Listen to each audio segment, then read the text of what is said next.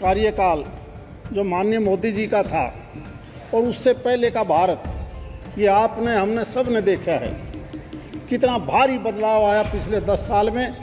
अगर हम रक्षा के हिसाब से देखें तो नॉर्थ ईस्ट से लेकर पाकिस्तान बॉर्डर तक आने जाने के लिए रास्ते नहीं थे। हमारे फौजी भाइयों को भी जब जाना पड़ता था तो 4-4, 5-5 दिन लग जाते थे। और आज आप वहाँ जाके देखोगे तो 4 लेन सड़क बॉर्डर के ऊपर कारगिल से लेकर नॉर्थ ईस्ट तक आज हमें इतनी ज़्यादा दिक्कत नहीं होती। हम हैरान हैं। हम कल ही चंडीगढ़ से आए तो हमें 6 घंटे लगते थे और हम 2.25 घंटे में चंडीगढ़ से दिल्ली आ गए। और उस ट्रेन की अगर स्पीड, केवल स्पीड नहीं, अगर उसकी सीट भी देखें तो ऐसा लगता था जैसे कोई हवाई जहाज़ की सीट है। क्योंकि इस बार का चुनाव इतनी भारी गर्मी के बावजूद बड़ा शांतिपूर्वक ढंग से हुआ। शायद ये 18वीं लोकसभा ऐसी थी जिसमें किसी प्रकार की ज़्यादा शिकायतें नहीं आई। पिछले 10 साल का कार्यकाल जो माननीय मोदी जी का था और उससे पहले का भारत, ये आपने हमने सब ने देखा है कितना भारी बदलाव आया पिछले 10 साल में। और जिस प्रकार से माननीय राष्ट्रपति जी ने जो बताया कि आने वाले 5 साल में इस देश में विकसित देश बनाने के लिए हमने आगे कैसे बढ़ना है, उस कार्यक्रम की भी पूरी रूपरेखा तैयार की है।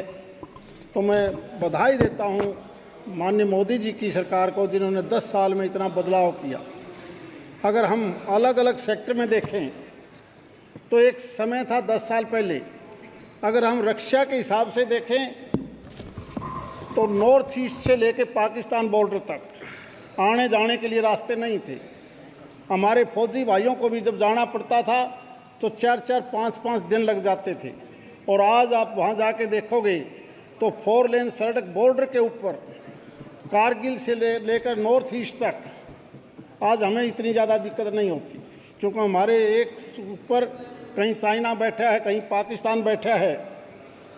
और इसी प्रकार से जो हथियार डिफेंस के थे, आप याद करिए फर्स्ट वर्ल्ड वार और सेकंड वर्ल्ड वार के टाइम्स की जो पुरानी ऑर्डिनेंस की फैक्ट्रियाँ होती थी, उसके बाद हम लगातार कई सालों तक अपनी फैक्ट्री नहीं लगा पाए। बधाई देता हूँ माननीय मोदी जी की सरकार को, जिन्होंने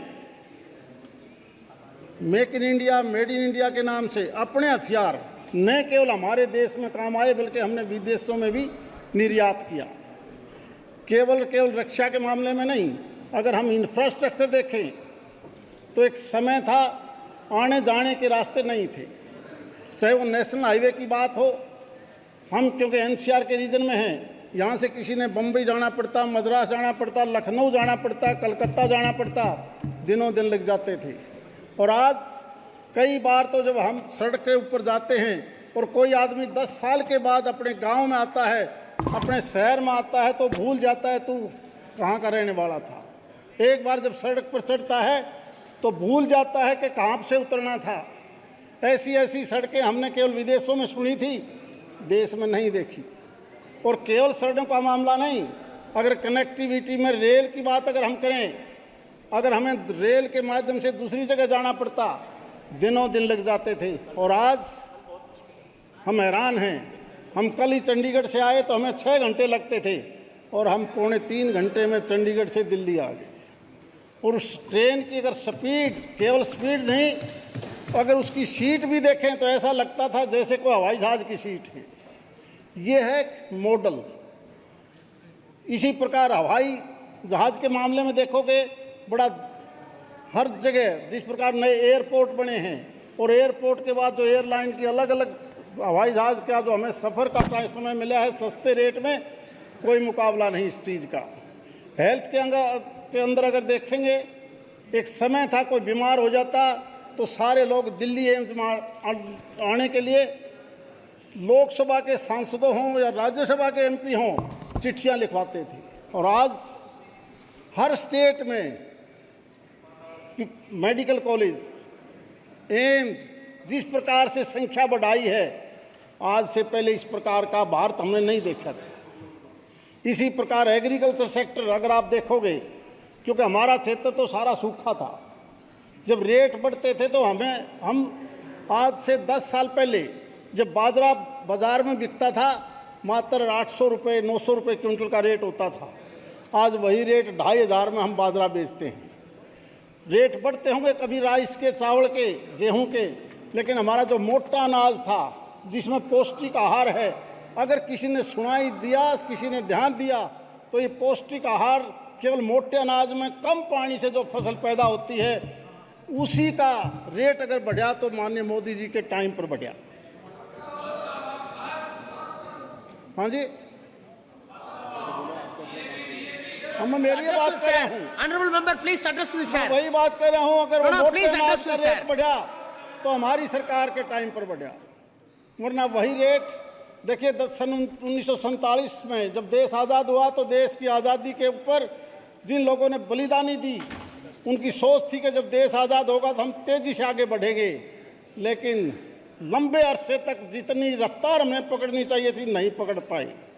और आज पिछले 10 साल से जो रफ्तार तेज़ी से पकड़ी है उसी का नतीजा है कि 2047 तक आओ हम सब मिलकर इस देश को आगे बढ़ाएं। मैं कई बार, क्योंकि मेरा भी तीसरा टर्म आपके साथ है, ये बड़ी पंचायत है, गांव में छोटी पंचायत होती है। स्पीकर सभापति जी, आपका लाइव देखते हैं गांव के लोग, और जब यहाँ एक दूसरे की छींटाकशी जो ऐसी ऐसी बातें आती हैं उसका दुष्प्रभाव पड़ता है नीचे तक। इसलिए आज हमें केवल देश को आगे कैसे बढ़ाना है वो सुझाव देने चाहिए, न कि ऐसी ऐसी बातें हम पिछले 10 साल से जो देख रहे हैं। आज भी सुबह से शाम तक जो हमने माहौल देखा, केवल राष्ट्रपति द्वारा जो अभिभाषण था कि हमने देश को आगे बढ़ाना है आने वाले 5 साल में, उस पर चर्चा कम, दूसरी बातों में हम ज़्यादा उलझ के रह जाते हैं। उसका कोई फायदा नहीं होना, क्योंकि हम दुनिया के विकसित देश की श्रेणी में आना चाहते हैं। आप देखिए तो 10 साल पहले का भारत और उस वक्त टैक्स की कलेक्शन कितनी थी। इसी 10 साल में केवल टैक्स कलेक्शन के सुधार के कारण हम 2.5 गुना ज़्यादा हमारा बजट बन जाता है, चाहे वो डेवलपमेंट का बजट हो या दूसरा बजट हो। और उसी का नतीजा है कि हम हर सेक्टर में किसान को भी फायदा देते हैं। अब पिछले कुछ सालों में अगर आप देखोगे, हर साल हम 70,000 करोड़ से ज़्यादा किसान को मुआवजा देते हैं, सब्सिडी देते हैं, सम्मान निधि देते हैं। केवल एक बार पिछली सरकारों ने कभी 72,000 करोड़ रुपया कर्जा माफ़ किया होगा, लेकिन ये तो एक नियम बना दिया कि हर साल इतना ज़्यादा पैसा किसान के खाते में जाता है। मैं मेरे प्रदेश के बारे में देखता हूँ, हम 12,000 करोड़ से ज़्यादा किसान को मुआवजा दे चुके हैं। पहले कभी मुआवजे का नाम नहीं होता था, आज उस किसान को मुआवजा जिस राशि से जाता है, अगर सभी पार्टियों की सरकारें इसी प्रकार प्रदेश में दें तो हम आगे बढ़ सकते हैं। आपको भी याद होगा, दुनिया की तीसरी लड़ाई के लिए सारी दुनिया कहती है कि पानी के ऊपर आएगी, पानी की कमी है, ग्लोबल वार्मिंग है। चाहिए तो ये था कि हम शुरू से ही 47 के बाद इन नदियों को जोड़ते। मैं बधाई देता हूँ माननीय मोदी जी की सरकार को, जिन्होंने 99 प्रोजेक्ट तो मंजूर करके चालू भी कर दिए, और बहुत सी ऐसी नदियाँ हैं जिनके जोड़ने के ऊपर बड़ी राशि खर्च करने जा रही है। जब बारिश का पानी होता था, पहले कभी भी हम ये नहीं सुनते थे कि पॉन्ड्स अथॉरिटी के मार्फत से केंद्र सरकार प्रदेशों के को पैसा देकर उन जोड़ों का पुनर्निर्माण करे, वाटर बॉडी को ठीक करे। पिछले 3-4 साल से जिस प्रकार से माननीय मोदी जी की सरकार ने पानी के बचाव के लिए सारे प्रदेशों को धनराशि दी है कि बारिश का पानी वहीं रोक के रिचार्ज करिए, ताकि ड्रीप इरिगेशन या स्प्रिंकलर सेट के माध्यम से कम पानी से आप ज़्यादा फसल पैदा कर सकते हो। केवल यही नहीं, ऑर्गेनिक फसल के ऊपर भी भारत सरकार ने जिस प्रकार से अब तेज़ी से सुधार किया है, क्योंकि आज खाद्यान्न पदार्थ जिसमें मिलावट ज़्यादा हो चुकी थी उसके ऊपर फोकस किया भारत सरकार ने कि हम ऑर्गेनिक फसल के माध्यम से, देसी खाद के माध्यम से जब ज़्यादा से ज़्यादा उस अन्न को खाएंगे तो बीमारियां भी कम होंगी। इसी प्रकार से बैंकिंग व्यवस्था आप देखोगे तो पब्लिक सेक्टर के बैंक थे जो हमेशा घाटे में रहते थे, और पिछले 10 साल का इतिहास देखिए जिस प्रकार से बैंकिंग ने भी पूरा फायदे का केवल एक बैंक नहीं, सुधार करना केवल भारत सरकार का काम होता है। उसी की अच्छी मैनेजमेंट की वजह से आज सभी बैंक फायदे में हैं, वरना यही बैंक एनपीए के माध्यम से या दूसरे माध्यम से हर साल घाटे में रहते थे। इसी प्रकार से सर्विसेज के मैटर में Please wait. There is an announcement. Honorable members, I have a long list of speakers to speak on the President address. The time is already 6 o'clock. If the House agrees, the time can be exhausted with consensus. Yes, I think that is agreed. up to 10. Time is extended up to 10 p.m. सभापति जी, Yes, carry on. Class C और D में interview system होता था देश में, जिसमें सिफारशी लड़के लगते थे। माननीय मोदी जी ने सारे देश में लागू किया कि इंटरव्यू सिस्टम खत्म करिए क्लास सी और डी में, ताकि लोग अपनी काबिलियत के हिसाब से जब नौकरी करेंगे तो कोई गड़बड़ नहीं होगी। इसी प्रकार से इस 10 साल की सरकार के अंदर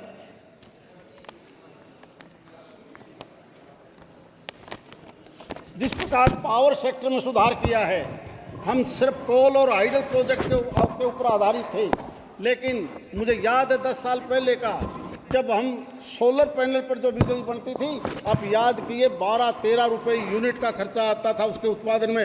आज वही मात्र 3.5 रुपये के अंदर बिजली तैयार हो जाती है। ऐसा कौन सा जादू लेके आए हैं माननीय मोदी जी, जिसकी वजह से ये रेट इतना ज़्यादा कम हुआ? और उस सस्ती बिजली की वजह से हमारा इन्वायरमेंट भी ठीक रहता है और बिजली भी सस्ती दामों में मिल जाती है।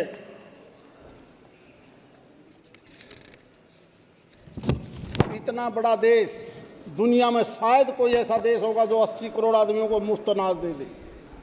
विपक्ष वाले कहते थे कि पैसा कहाँ से आएगा, अनाज कहाँ से आएगा, खाली हो जाएंगे वेयर हाउस, लेकिन आज भी किसान ने उत्पादन भी बढ़ाया और उस गरीब आदमी को अपना जीवन जीने के लिए भिखारी नहीं बनना पड़ा। ये भी एक अगर किसी का योगदान था तो माननीय मोदी जी का था। आप हेल्थ में देखोगे तो जो जन औषधि केंद्र खोले हैं, सस्ती दवाई ये पहले हमारी देश की किसी सरकार ने नहीं सोचा। माननीय मोदी जी की सोच थी कि वही जेनरिक दवाइयाँ अगर उसके स्टोर ज़्यादा खुलेंगे तो गरीब आदमी को सस्ता इलाज मिलेगा।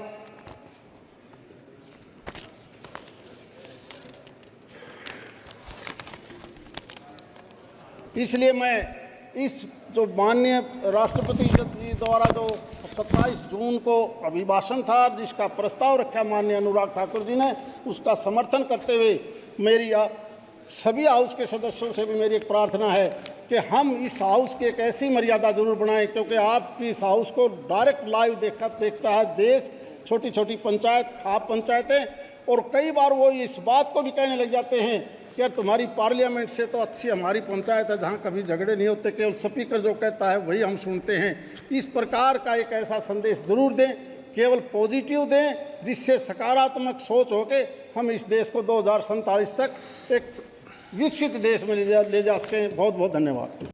हमसे जुड़े रहने के लिए हमारे YouTube चैनल को सब्सक्राइब करें और नई वीडियो की नोटिफिकेशन के लिए बेल आइकॉन को दबाएं। अगर आप ये वीडियो Facebook पर देख रहे हैं तो लाइक जरूर करें और ज्यादा से ज्यादा शेयर करें। धन्यवाद।